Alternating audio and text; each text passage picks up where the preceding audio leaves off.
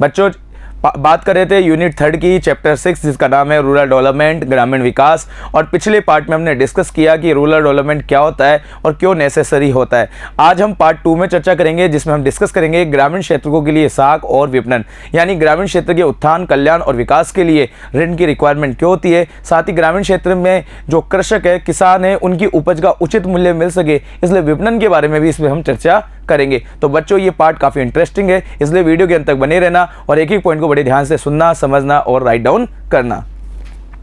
देखिए ग्रामीण क्षेत्र की अगर हम बात करें तो ग्रामीण आबादी का क्षेत्र देखें तो काफ़ी ग्रामीण आबादी के अंदर बहुत से लोग कृषि व कृषि से जुड़े कार्य पर निर्भर है। आजीविका की अगर हम बात करें तो करीब 62% से ज़्यादा जनसंख्या कृषि से जुड़े कार्य पर निर्भर है। तो बात करें जैसे किसान वर्ग, आप देखोगे कोई पशुपालन का काम कर रहा है, कोई मुर्गी पालन, कोई खेती का काम कर रहा है। इस तरह से ग्रामीण जनसंख्या ज़्यादातर कृषि से जुड़े कार्य पर निर्भर होती है। देखिए मैं आपको बताना चाहूँगा भारतीय जनसंख्या को में अगर हम बात करें तो करीब 3/4 से ज़्यादा जनसंख्या गांव में निवास करती है। इसलिए भारत को गांव का देश कहते हैं, क्योंकि 2011 की जनगणना के अनुसार लगभग 6.41 लाख से ज्यादा गांव है और करीब 72% आबादी गांव में निवास करती है। इसलिए भारतीय अर्थव्यवस्था को मूलतः ग्रामीण अर्थव्यवस्था कहते हैं बच्चों।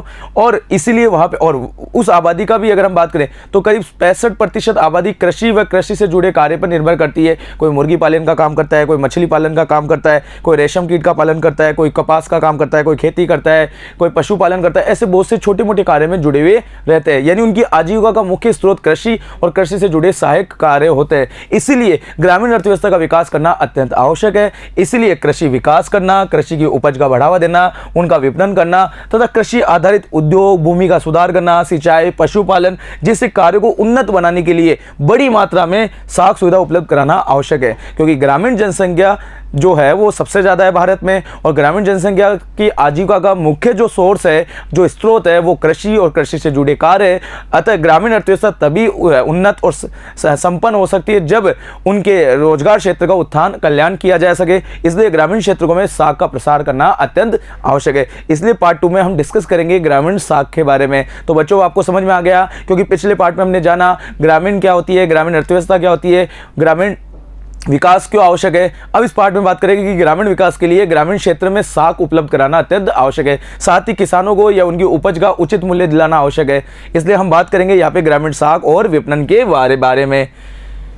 1954 में एक आयोग भी गठित किया गया था जो कि अखिल भारतीय ग्रामीण आयोग था, जिसमें उन्होंने बताया कि ग्रामीण क्षेत्र में साख का विस्तार करना अत्यंत आवश्यक है, क्योंकि साख वहाँ पे बड़ी कम मात्रा में पहुँचती है। क्योंकि वहाँ पे जो आबादी है वो अशिक्षित है, अनपढ़ है, उनके पास शिक्षा नहीं है, संचार नहीं है, वहाँ यातायात की सुविधाएं नहीं है, वहाँ पे बैंकिंग सुविधाएं नहीं है। इसलिए वो देसी बैंकर्स पर निर्भर रहते हैं और देसी बैंकर या जमींदार वो उनका शोषण करते हैं और वह उसी में फंसते रहते हैं। इसलिए ग्रामीण उत्थान अभी तक नहीं हो पा रहा है। इसलिए ग्रामीण उत्थान और कल्याण के लिए सरकार निरंतर प्रयास कर रही है बच्चों। तो देश में ग्रामीण साख की आवश्यकता बहुत कम है, इसीलिए इसी पर आवश्यकता से भी बहुत कम है। जितनी ग्रामीण साख चाहिए उतनी प्रोवाइड नहीं हो रही है, सही प्रकार से भी नहीं हो रही है और सही उद्देश्य की पूर्ति के लिए भी नहीं हो रही है, इसलिए सही व्यक्ति तक पहुंच भी नहीं पा रही है। ऐसी स्थिति में ग्रामीण जनसंख्या शहर की ओर पलायन करती जा रही है। तभी तो दिन प्रतिदिन आप देखोगे ग्रामीण जनसंख्या अब शहरों की तरफ पलायन कर रही है। जब देश आज़ाद हुआ था तो करीब 85% से ज़्यादा आबादी गाँव में निवास करती थी, लेकिन अब धीरे धीरे शहरों की तरफ पलायन कर रही है, क्योंकि ग्रामीण क्षेत्रों में सुविधाओं का अभाव है। ना तो वहाँ उन्हें वित्त पोषित हो रहा है, ना उनकी उपज टाइम पर बिक रही है। और या इन सभी समस्याओं को दूर करने के लिए ग्रामीण विकास करना अत्यंत आवश्यक है। तो अब बात करते हैं ग्रामीण क्षेत्र में साख और विपणन के बारे में। सबसे पहले बात करते हैं ग्रामीण साख किसे कहते हैं, रूरल क्रेडिट किसे कहते हैं। तो देखिए ग्रामीण का मतलब है ग्रामीण जनसंख्या, ग्रामीण क्षेत्र में रहने वाले लोगों की आबादी समुदाय से है। साख का मतलब ऋण होता है बच्चों। क्या होता है? ऋण। चलिए साख के बारे में स्पष्ट करना चाहूंगा। साख को अंग्रेजी में क्रेडिट कहते हैं और क्रेडिट शब्द की उत्पत्ति लैटिन भाषा के क्रेडो शब्द से हुई है और क्रेडो का मतलब होता है आई बिलीव, यानी मैं विश्वास करता हूँ। यानी साख का दूसरा नाम ही विश्वास करना है। तो यहाँ पर एक ऋणी होता है, एक ऋणदाता होता है और ऋणदाता ऋणी को एक विश्वास के आधार पर मुद्रा प्रदान करता है और एक निश्चित समय अवधि पर वह ब्याज सहित उनसे वसूल करता है। तो ग्रामीण साख का मतलब है ग्रामीण क्षेत्र के उत्थान, कल्याण, विकास के लिए ग्रामीण जनसंख्या को ऋण उपलब्ध कराने से है। तो साख एक प्रकार का विनिमय कार्य होता है जिसमें ऋणदाता ऋणी को मुद्रा इस विश्वास के आधार पर देता है कि एक निश्चित समय अवधि के बाद वह उस मुद्रा का प्रयोग करने के बाद उसे ब्याज सहित लौटा देगा। इसलिए साख का दूसरा नाम ही क्या है? विश्वास है। वही बात करें ग्रामीण साख का अर्थ यहाँ पे क्या होगा बच्चों? ग्रामीण साख का मतलब होता है ग्रामीण क्षेत्र के विकास एवं रोजगार के अवसरों में वृद्धि हेतु आवश्यकता अनुसार धन की उपलब्ध कराना है, यही ग्रामीण विकास कहलाती है। तो सरकार के लिए निरंतर प्रयास किया जा रहा है, इसीलिए आरबीआई के द्वारा नेशनल लेवल पर नाबार्ड की स्थापना की गई। ग्रामीण क्षेत्र के कल्याण और विकास के लिए नाबार्ड खोला गया, जिसका पूरा नाम है राष्ट्रीय कृषि एवं ग्रामीण विकास बैंक। ग्रामीण क्षेत्रों में साख की आवश्यकता क्यों पड़ती है, ये भी मैं आपको स्पष्ट कर दूं, क्योंकि ग्रामीण जीवन को उन्नत बनाने के लिए, सुविधायुक्त बनाने के लिए, उन्हें समृद्ध बनाने के लिए, ग्रामीण क्षेत्रों में रोजगार प्रोवाइड कराने के लिए, उन्हें लाभकारी कृषि के लिए साख देना अत्यंत आवश्यक है, ताकि वो किसान वर्ग अपनी संपत्तियों का पूर्ण रूप से प्रयोग कर सके, कि कृषि क्षेत्र को उत्थान कर सके।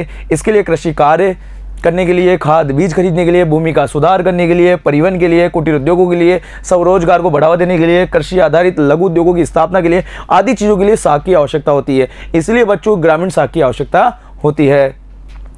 अब यहाँ पे साख की आवश्यकता भी आवश्यकता अनुसार 3 समयावधि के आधार पर हो सकती है, अल्पकालीन, मध्यकालीन और दीर्घकालीन। अल्पकालीन का मतलब होता है जब जिसको चुकाने की सामान्य अवधि 15 माह तक हो। देखिए किसान इस प्रकार की साख की आवश्यकता कब करता है, जब उसे खाद बीज यूरिया खरीदनी हो, तब वो अल्पकालीन साख खरीदता है और एक साख लेता है और एक निश्चित समयावधि बाद वह उसे चुका देता है, तो इसे अल्पकालीन साख कहते हैं। मध्यकालीन साख जो होती है वो 15 महीने से 5 वर्ष तक की होती है। ध्यान रखिएगा कितने समय तक होती है, 15 महीने से 5 वर्ष तक होती है। जब किसान अपनी भूमि में कोई अस्थायी सुधार करना चाहे या तारबंदी करना चाहे, तो ऐसी दशा में फिर वो मध्यकालीन ऋण लेता है। फिर इसके अलावा दीर्घकालीन ऋण की भी आवश्यकता हो सकती है। दीर्घकालीन ऋण कब होती है, जब वो अपनी भूमि का स्थायी सुधार करना चाहे, ट्यूबवेल लगाना चाहे, कृषि यंत्र खरीदना चाहे, तो इस तरह से दीर्घकालीन ऋण की आवश्यकता होती है। साथ ही बहुत से सामाजिक असामाजिक कार्यों के लिए भी ऋण की आवश्यकता होती है। तो इस तरह से साख की अवधि को 3 भागों में बांटा गया है बच्चों, अल्पकालीन, मध्यकालीन और दीर्घकालीन। समझ में आ गया बच्चों। अब बात करते हैं ग्रामीण साख के स्रोत पे बात करते हैं कि ग्रामीण साख के स्रोत कितने होते हैं। तो 2 स्रोत होते हैं, एक तो होते हैं संस्थागत, एक होते हैं गैर संस्थागत, या हम कह सकते हैं पंजीकृत या अपंजीकृत। यानी जो लाइसेंसधारी होते हैं उन्हें तो हम पंजीकृत कहते हैं, संस्थागत कहते हैं, रजिस्टर्ड कहते हैं, और जो लाइसेंसधारी नहीं होते उन्हें अपंजीकृत या गैर संस्थागत कहते हैं, और इन्हें ही हम कहते हैं देसी बैंकर। तो बात करते हैं सबसे पहले संस्थागत स्रोत, जिन्हें हम पंजीकृत संस्था भी कह सकते हैं, इन्हें हम इंस्टीट्यूशनल बॉडी भी कह सकते हैं। इसे किसे कहते हैं तो मैं इसे स्पष्ट करना चाहूँगा, जो किसी अधिनियम के तहत ऋण आपूर्ति करने के लिए अधिकृत होते हैं, उन्हें हम संस्थागत साख संस्थाएं कहते हैं। जैसे बैंक, सभी तरह के व्यापारिक बैंक, सहकारी साख समितियां, कॉमर्शियल बैंक, नाबार्ड, क्षेत्रीय ग्रामीण बैंक, सहकारी बैंक, ये सब जो आते हैं ये संस्थागत संस्थाओं के रूप में आते हैं, जो साख प्रोवाइड कर सकते हैं, क्योंकि ये आरबीआई के अधीन होते हैं। एक अधिनियम के तहत इनका रजिस्ट्रेशन होता है, इनकी स्थापना होती है और इनको अधिकार है ऋण देने का। वही बात करें असंस्थागत जो स्रोत होते हैं, अपंजीकृत होते हैं, वो देसी बैंकर होते हैं। इनमें सेठ, साहूकार, महाजन, बनिया, सराफ, सुनार, मित्र, रिश्तेदार, जमींदार, ये लोग शामिल होते हैं, जो रजिस्टर्ड नहीं होते, इनके पास कोई मान्यता नहीं होती है, ये अपनी मनमर्जी के अनुसार ब्याज लगाते हैं और मनमर्जी के अनुसार वसूलते हैं, इन्हें देसी बैंकर कहते हैं। ग्रामीण साख में सबसे ज़्यादा योगदान इन्हीं का है, लेकिन योगदान के साथ साथ यही सबसे ज़्यादा ग्रामीण क्षेत्र का शोषण कर रहे हैं। इसलिए सरकार के द्वारा प्रयास किया जा रहा है कि ग्रामीण क्षेत्र में साख की सुविधाओं को सुनिश्चित किया जाए और उन्हें आसानी से उपलब्ध कराया जाए, इसलिए संस्थागत साख स्रोत को बढ़ाने का प्रयास किया जा रहा है। चलिए सबसे पहले बात करते हैं असंस्थागत स्रोत के बारे में। स्पष्ट करना चाहेंगे ये क्यों नुकसानदायक है ग्रामीण साख के लिए, ग्रामीण परिवेश के लिए। तो मैं इसको स्पष्ट करना चाहूंगा, इन्हें हम देसी बैंकर कहते हैं। देसी बैंकर की बात करें तो इनका अस्तित्व काफी प्राचीन है, या आज नहीं आज से सैकड़ों वर्ष पहले भी से ये चलते आ रहे हैं, स्टार्टिंग से यही चलते आ रहे हैं, यानी ये शुरू से ये विश्वास के नाम पर ऋण देते आ रहे हैं। तो इनका अस्तित्व अति प्राचीन है। ग्रामीण इन्हीं के द्वारा अधिकांश साख सुविधाएं प्राप्त करते हैं। ये उत्पादक कार्यों के लिए और गैर उत्पादक कार्यों के लिए दोनों के लिए ऋण दे देता है, जबकि संस्थागत संस्थाएं केवल उत्पादक कार्यों के लिए ऋण देती है, गैर उत्पादक कार्यों के लिए ऋण नहीं देती है। अब बच्चों आप जानना चाहोगे कि गैर उत्पादक कार्य किसे कहते हैं। गैर उत्पादक कार्य वो कार्य होते हैं जो जिनसे किसी प्रकार का रेवेन्यू जनरेट नहीं हो, इनकम जनरेट नहीं हो, जैसे सामाजिक कार्य, शादी, विवाह, जलवा, ये जो मुंडन के कार्य होते हैं, ये गैर उत्पादक कार्य होते हैं और इनसे किसी प्रकार की रुपए की निकासी नहीं होती है। इसलिए ज़्यादातर जो संस्थागत संस्थाएं होती है, जो रजिस्टर्ड संस्थाएं होती है, वो इन कार्यों के लिए ऋण नहीं देती है। इसलिए मजबूरन ग्रामीण परिवेश की जनसंख्या को देसी बैंकर के पास ऋण लेना पड़ता है, और देसी बैंकर इन्हें ऋण तो दे देते हैं, लेकिन इनसे अधिक मात्रा में और अत्यधिक मात्रा में ये ब्याज वसूलते हैं और फिर इनका शोषण करते हैं। इसलिए असंस्थागत जो संस्था है वो ग्रामीण परिवेश के लिए अत्यधिक नुकसानदायक है। तो बच्चों हम बात करें असंस्थागत स्रोत में, और इसमें आते हैं देसी बैंक। बैंकर।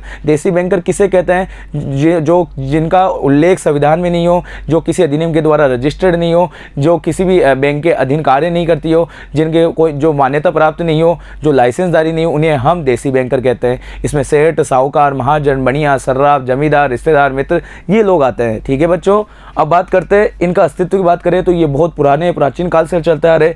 इन्हीं के द्वारा अधिकांश साख सुविधाएं प्रदान की जाती है। ये उत्पादक कार्य जैसे फसल बुआई, कटाई, खाद, बीज, उपकरण आदि के कार्य के अलावा अनुत्पादक कार्यों के लिए भी देते हैं, जैसे विवाह समारोह आ गया आदि कार्यों के लिए, दोनों के लिए ये आसानी से और खास रूप से ये ऋण उपलब्ध करवा देते हैं।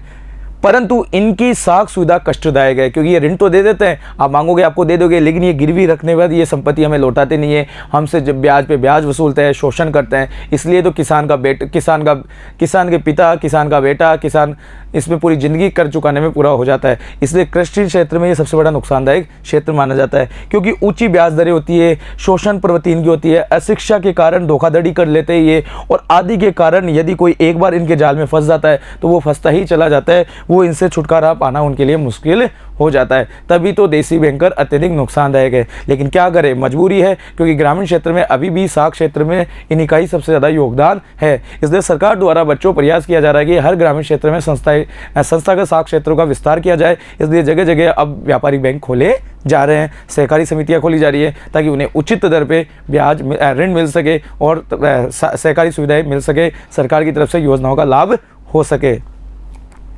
अब बात करते हैं संस्थागत स्रोत में। संस्थागत स्रोत में आती है पंजीकृत रजिस्टर्ड संस्थाएं आती है, जो कि मान्यता प्राप्त होती है, लाइसेंसदारी होती है।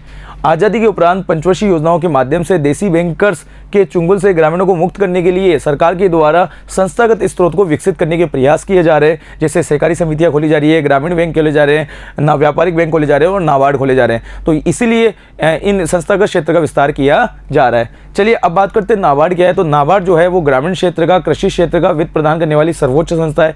नाबार्ड का पूरा नाम होगा national bank for agriculture and rural development, जिसे हम कहते हैं नाबार्ड, हिंदी में से कहते हैं राष्ट्रीय कृषि एवं ग्रामीण विकास बैंक। इसकी स्थापना हुई थी 12 जुलाई 1982 को छठी पंचवर्षीय योजना के दौरान, और इसकी जो सिफारिश की थी, रिकमेंडेशन की थी, वो शिवरामन समिति ने की थी।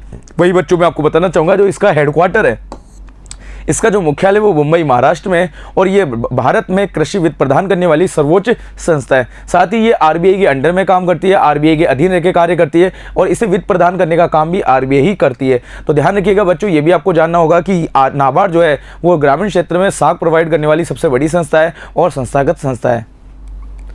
इसके बाद दूसरी संस्था की बात करें तो क्षेत्रीय ग्रामीण बैंक आता है, जिन्हें हम रीजनल रूरल डेवलपमेंट बैंक कहते हैं, आरआरबी कहते हैं। इसकी स्थापना 2 अक्टूबर 1975 को गांधी जयंती के उपलक्ष्य में हुई थी, 5वीं पंचवर्षीय योजना के काल के दौरान हुई थी।